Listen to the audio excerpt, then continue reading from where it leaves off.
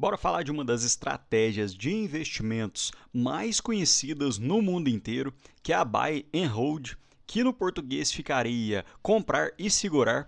E essa é a estratégia que foi desenvolvida pelo Warren Buffett. E vamos ver se ela funcionaria também no Brasil. E será que hoje, dentro de todas as estratégias, essa seria a que mais se encaixa na minha carteira pessoal? Vamos falar sobre tudo isso. Então bora pro vídeo. Antes de mais nada, explicando um pouco sobre essa estratégia, ela é uma metodologia de investimento de longo prazo que se apoia numa análise fundamentalista, ou seja, na avaliação de fundamentos e ativos das empresas. E o objetivo principal é você identificar bons ativos e manter esses ativos na carteira por anos ou até décadas, independente de oscilações do mercado. E tem alguns investidores que ainda falam que para poder cumprir à risca essa estratégia, você tem que comprar e manter o ativo dentro da sua carteira. Então, nessa estratégia, você descarta operações de curto prazo, como o day trade e o swing trade, e o investidor pensa como um sócio que acredita no potencial de crescimento. Então, em resumo, o buy and hold foca no longo prazo e na qualidade dos ativos. A decisão de compra baseia-se em análise fundamentalista. O investidor ganha com valorização e dividendos, e o segredo está na paciência, constância e disciplina. E entrando um pouco mais a fundo dentro dessa estratégia, os fundamentos se baseiam basicamente em governança corporativa, ou seja, as pessoas que estão tocando aquela empresa são boas e competentes o suficientes.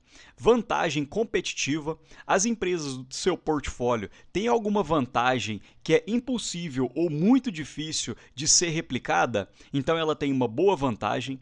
Lucratividade consistente: olhando pelo histórico, a empresa normalmente tem lucros bons e crescentes ou hora ou outra dá prejuízo.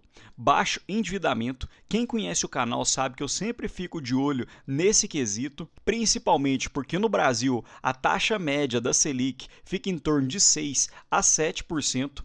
Então, se uma empresa está entregando cerca de 6 a 7% de crescimento nos lucros, basicamente isso seria muito pouco para uma empresa que tem um alto endividamento. Então, ele estaria basicamente crescendo para poder pagar juros.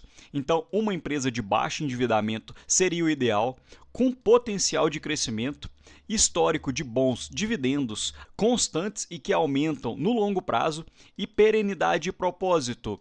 Então, dentro desses fundamentos, o site do Investidor 10 já facilitou a nossa vida e ele fez um checklist do investidor Buy and Hold. Então, esse checklist basicamente olha 10 premissas, ou seja, empresa com mais de 5 anos de bolsa, com histórico, empresa com lucro nos últimos 5 anos, com ROI acima de 10%, apresentou crescimento de receita nos últimos 5 anos, uma empresa que possui liquidez diária média acima de 2 milhões, e esse é um ponto muito importante para não pegar aquelas micro e small caps. Então, apesar de eu gostar muito desse tipo de estratégia, tem algumas empresas que eu fico de olho que não tem uma liquidez tão alta assim.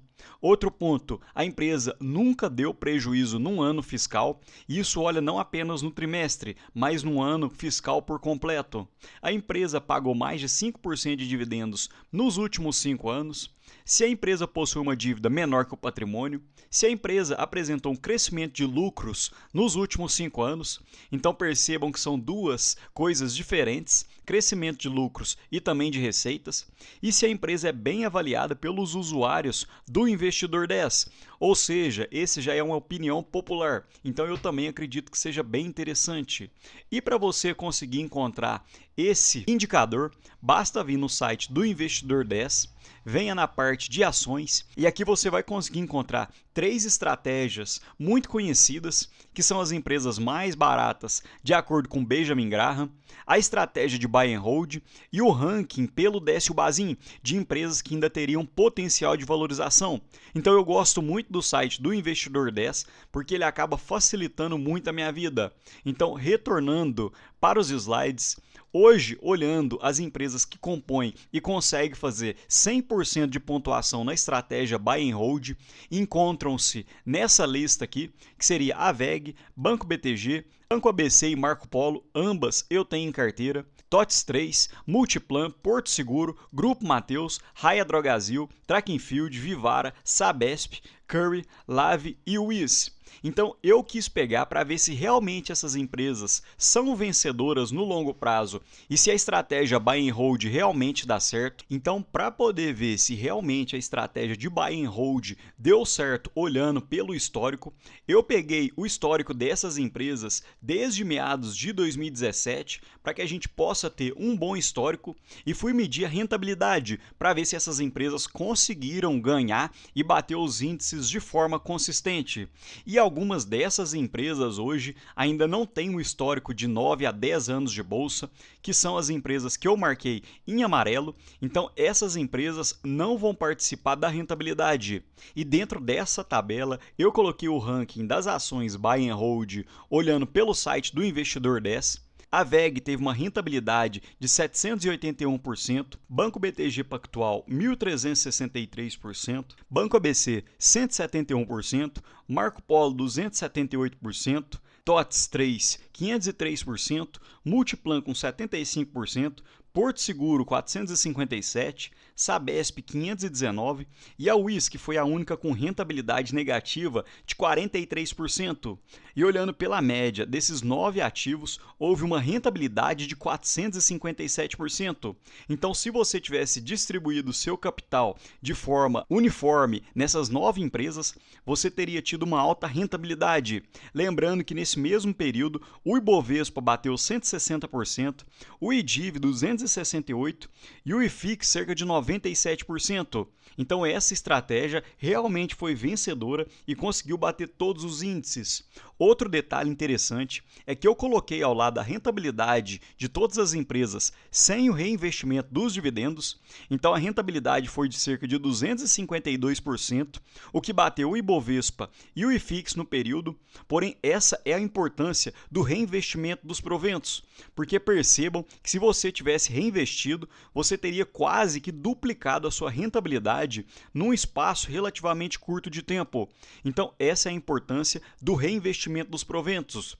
E daqui a gente já pode retirar que essa estratégia realmente tem sido vencedora no Brasil.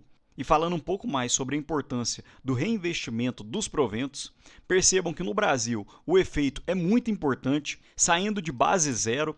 O Ibovespa com o reinvestimento ficou na casa de 100 e poucos por cento, enquanto o Ibovespa sem os dividendos ficou na casa dos 20 a 25%. Então, para que a gente tenha uma boa rentabilidade na carteira, é extremamente importante que você reinvista os seus dividendos, principalmente se você ainda não está na fase de usufruto, se você ainda está naquela fase de acumulação, é extremamente importante que você possa reinvestir grande parte dos dividendos. E para finalizar, será que hoje essa seria a minha estratégia de investimentos?